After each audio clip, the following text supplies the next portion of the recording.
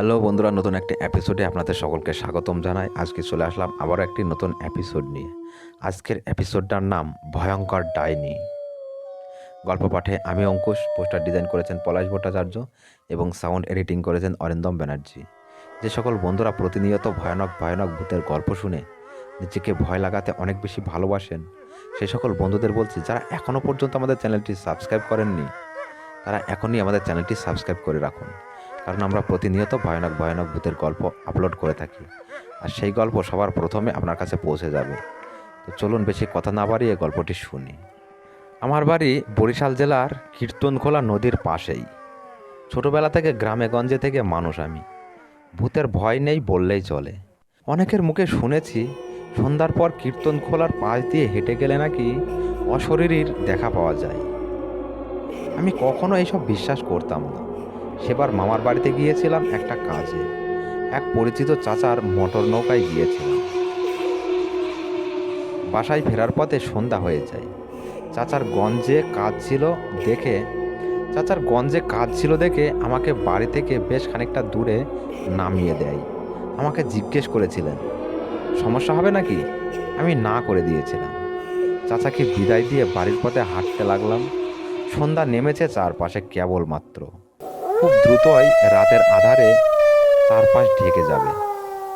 আমার সাথে কোনো আলো নেই, তবে বাড়ি খুব একটা দূরের পথ নয়।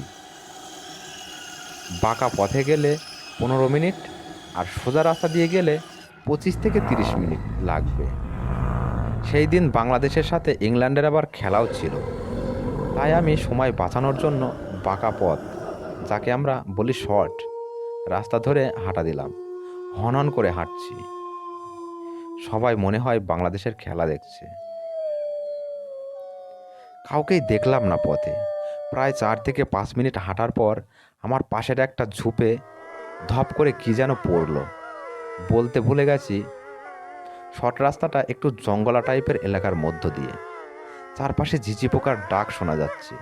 আওয়াজটা শুনেই আমি থমকে গেলাম। একদম চুপচাপ দাঁড়িয়ে রইলাম 20 সেকেন্ড মতো। কান খাড়া করে শোনার চেষ্টা করলাম কিসের আওয়াজ হলো, কিন্তু পরে আর কোনো শব্দ শুনতে পেলাম না। আমি নাছোড়বান্দা আস্তে আস্তে পা টিপে এগিয়ে গেলাম ঝোপের দিকে। অনেকেই ভাববেন হয়তো মিথ্যা বলছি, কিন্তু ভাই আমি আসলেই অনেক সাহসী ছিলাম। এক হাতে গভীর রাতে 2টা চোর আমি একসাথে পিটাইছি। ভয় ডর খুব কম। যাই হোক, ঝোপের পাশে দাঁড়িয়ে উকি দিলাম। উকি দিয়ে চমকে উঠলাম। ওই পাশে দেখলাম একটা সাদা কাপড় পরা মহিলা ঝুঁকে আছে কিছু একটার উপর। দেখে মনে হলো কোনো চারপেয়ে জানোয়ার। অন্ধকার হতে যাচ্ছে। দৃষ্টি তখন পরিষ্কার নয়। মহিলার পাশ থেকে কসকস শব্দ হচ্ছিল। হাড় ভাঙার আওয়াজ কানে এলো। কড়মড় করে কি যেন খাচ্ছে। আমি আর সহ্য করতে পারলাম না। জোরে চিৎকার দিয়ে বললাম, ওই ক্যাডা রে, ক্যাডা হেই কানে। সাথে সাথে পাই করে আমার দিকে ঘুরে গেল মহিলাটা। ওটার চেহারা দেখার সাথে সাথে মনে হলো কলিজাটা এক লাফে গলায় উঠে গেল। বহু কষ্টে নিজেকে দাঁড় করে রাখালাম। মহিলাটির বয়স বুঝতে পারেনি, তবে সাদা চুল, সাদা কাপড় এবং সারা মুখে লেগে থাকা রক্ত এবং সামনে পড়ে থাকা একটা মাঝারি সাইজের গরুর মৃতদেহ দেখে কিছু বুঝতে বাকি রইল না। এরপর শুধু এতটুকু মনে আছে যে লা ইলাহা ইল্লাল্লাহ এবং আল্লাহ আকবার বলেছিলাম। মহিলাটা চোখের পলকে মরা গরুটা রেখে আমার দিকে এগিয়ে এলো। এরপরে আমার কিচ্ছু মনে নেই। জ্ঞান ফেরার পর নিজেকে আবিষ্কার করি আমাদের বাড়ির উঠানে।